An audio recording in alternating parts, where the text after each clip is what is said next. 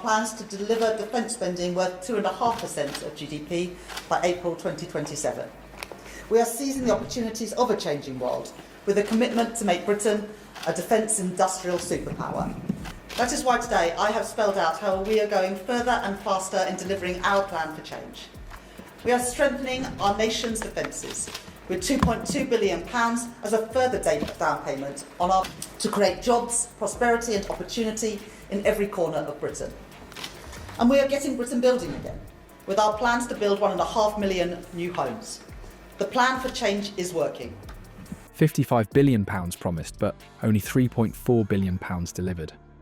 Rachel Reeves' spring budget isn't just disappointing, it's a complete betrayal of everything Labour claimed to stand for during the election. As welfare cuts target the most vulnerable and disabled citizens struggle to survive, we're witnessing the fastest political U-turn in British history. Remember when Labour campaigned against austerity? I'll show you exactly how deep this deception goes.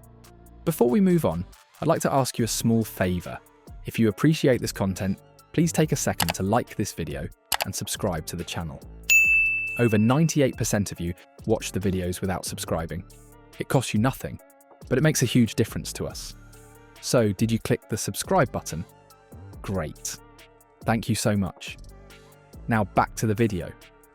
Why we are rolling out breakfast clubs in every primary school in England, and why we are increasing the minimum wage by £1,400 for someone who works full-time from next week. Security for working people, renewal for Britain. That is the government's mission in a changing world. That is why we have invested in our NHS to cut waiting lists for 5 months in a row. But I know that it's not enough. The cost of living crisis is still very real for people in Britain.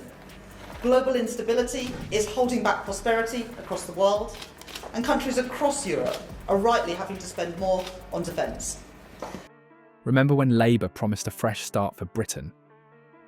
It wasn't that long ago, just months before the election, when Keir Starmer and his shadow cabinet were passionately condemning Tory austerity policies.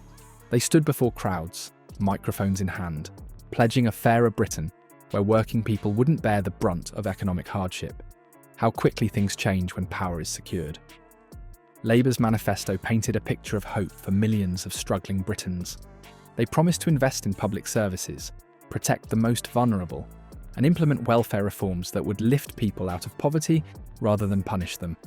Their campaign rhetoric specifically targeted the Conservatives' record on welfare cuts, with Starmer himself declaring that austerity was always a political choice, not an economic necessity. Angela Rayner repeatedly emphasised that Labour would be the party of working people that would rebuild Britain's safety net.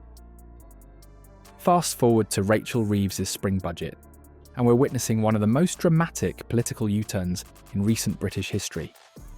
The Independent Office for Budget Responsibility has dealt a devastating blow to Labour's economic credibility by exposing a £1.6 billion shortfall in their welfare reform calculations.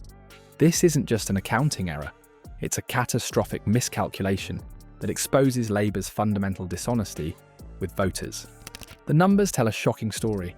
Labour initially promised £55 billion in savings through their welfare reforms. That figure has now plummeted to a mere £3.4 billion, a staggering 94% reduction. This isn't just moving the goalpost, it's relocating the entire stadium to another country. Even more telling is Labour's media strategy around this debacle. Whitehall sources confirm they deliberately leaked the worst aspects of the budget days before the official announcement, hoping to dilute public outrage and media scrutiny. It's a cynical political manoeuvre straight from the spin doctor's playbook. The betrayal runs so deep that cracks are appearing within Labour itself. Multiple sources within the party confirm that backbench MPs are privately expressing serious concerns about Reeves' approach, with some calling it unnecessarily harsh and indistinguishable from Conservative policy. One Labour MP, speaking on condition of anonymity, admitted, "This isn't what we campaigned on. We're punishing the same vulnerable people we promised to protect." The political calculation is transparent. Labour believes sacrificing its core voters, working class families, disabled people, and welfare recipients, is necessary to appease financial markets and Conservative commentators. They've determined that appearing fiscally responsible matters more than actually helping those who put them in power. While Labour promises financial credibility with their budget, the human cost of their decisions tells a far more disturbing story. Behind Rachel Reeves's £15 billion in cuts lies a bitter truth few are discussing. When a government prioritises spreadsheets over suffering, real families are forced to make impossible choices. And these aren't just abstract budget figures. They represent life-altering consequences for millions of Britain's most vulnerable citizens. Let's be honest about the economic reality these families are already facing. With inflation still punishing household budgets, energy prices bouncing unpredictably, and wages failing to keep pace, millions of low-income households were already stretched to breaking point before Labour's budget bombshell. Now these same struggling families face a government that has cynically decided they should bear the brunt of fiscal responsibility.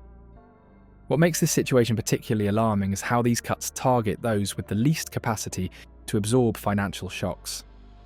Public health experts have issued stark warnings that slashing financial support will have devastating real-world consequences. The cruel calculation here is obvious.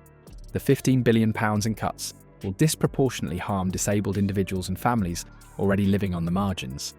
For many households, these reductions will force an impossible dilemma that no family should face in a wealthy nation: the infamous heating or eating choice. As temperatures drop in the coming months, vulnerable Britons will be staring at their thermostats and their refrigerators, calculating which necessity they can sacrifice today. This isn't hyperbole, it's the predictable outcome of Labour's budget priorities. The health implications are equally troubling. Medical experts have established clear links between financial support cuts and negative health outcomes among vulnerable populations. Every pound saved through welfare reduction creates ripple effects of increased emergency room visits, mental health crises, and preventable illnesses that ultimately cost the NHS far more than the original savings. What's particularly galling is that the same party that spent years righteously condemning Conservative austerity is now implementing even deeper welfare cuts. The mask has slipped completely, revealing that Labour's principled opposition was merely performative theatre designed to win votes before embracing the very policies they once denounced. And this may just be the beginning. With Donald Trump threatening Liberation Day, tariffs that could devastate British exports, the economic foundations of Reeves's budget could collapse entirely, potentially triggering even more drastic cuts to social programmes. As Rachel Reeves delivers what history may remember as the Great Betrayal budget, there are already whispers of internal rebellion within Labour's ranks. MPs are privately questioning how they can possibly justify these cuts to their constituents, especially those who will suffer most. This isn't merely a political miscalculation, it's a moral failure that exposes the hollow core of Labour's supposed principles. What we're witnessing isn't just a budget announcement, it's the systematic dismantling of every promise that got this government elected. And make no mistake, this is just the beginning.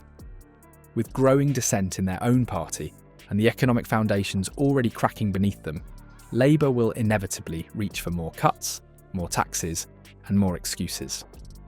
The tragic reality is that while politicians debate figures in Parliament, vulnerable Britons will pay with their well-being, their health, and potentially their lives.